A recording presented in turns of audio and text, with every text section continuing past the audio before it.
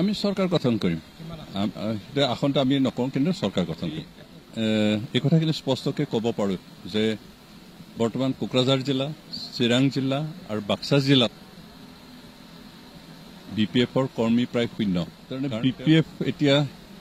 কি বুলি ক'ব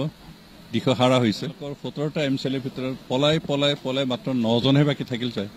ৰাজ্য চৰকাৰটো আমাৰ কাউন্সিল চৰকাৰটো একেলগে চৰকাৰ চলাই আছো আমি একেলগে কাম কৰি আছো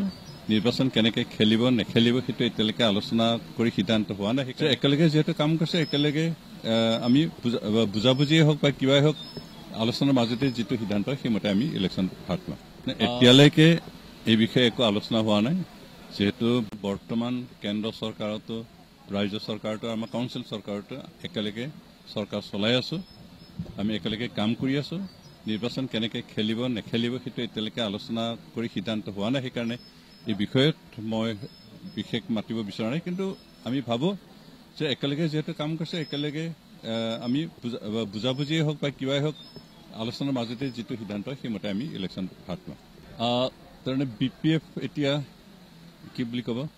দিশহাৰা হৈছে কাৰণ যোৱাবাৰ তেওঁলোকে 17টা MCLে জিকিও চৰকাৰ গঠন কৰিব পৰা নাই তাৰপিছত তেওঁলোকৰ 17টা MCLৰ ভিতৰত পলাই মাত্ৰ 9জনহে বাকী থাকিল যায় আৰু তথাপিও হাগ্ৰামা মহিলাই এতিয়াও কৈ থাকে যে আমাৰ চৰকাৰ হ'ব কাইলৈ পৰহি UPPৰ চৰকাৰ ভাঙিব কিন্তু 4 বছৰ সম্পূৰ্ণ হৈ গ'ল এতিয়ালৈকে ভঙা নাই তাৰপিছত তেওঁলোকে ভাবিলে যে এইবাৰ আমি যিবিলাক MLA আছে তেওঁলোকে কণ্টেষ্ট কৰিবলৈ MCLA আৰু যিকোনো প্ৰকাৰে চৰকাৰ গঠন কৰিব হাগ্ৰামা মহিলাৰ নেতৃত্বত কিন্তু আমি এই কথাখিনি স্পষ্টকৈ ক'ব পাৰোঁ যে বৰ্তমান কোকৰাঝাৰ জিলা চিৰাং জিলা আৰু বাক্সা জিলাত BPFৰ কৰ্মী প্ৰায় শূন্য কাৰণ তেওঁলোকৰ পাৰ্টি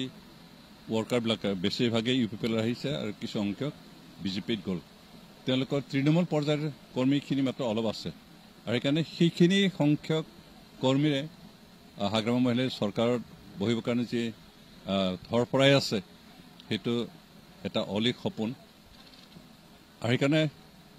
তেওঁলোকে যিয়েই নকওক আমি এই কথাখিনি স্পষ্টকৈ ক'ব পাৰোঁ যে হাগ্ৰামা মহিলাৰ নেতৃত্বত BPFে কোনোদিন চৰকাৰত নাহে আৰু তেওঁলোকে চৰকাৰত আহিম বুলি যিটো বক্তব্য জনসাধাৰণৰ মাজত প্ৰকাশ কৰি আছে ৰাইজক ফুচলাবলৈ চেষ্টা কৰি আছে ৰাইজক ভুলাবলৈ চেষ্টা কৰিছে সেইটো এটা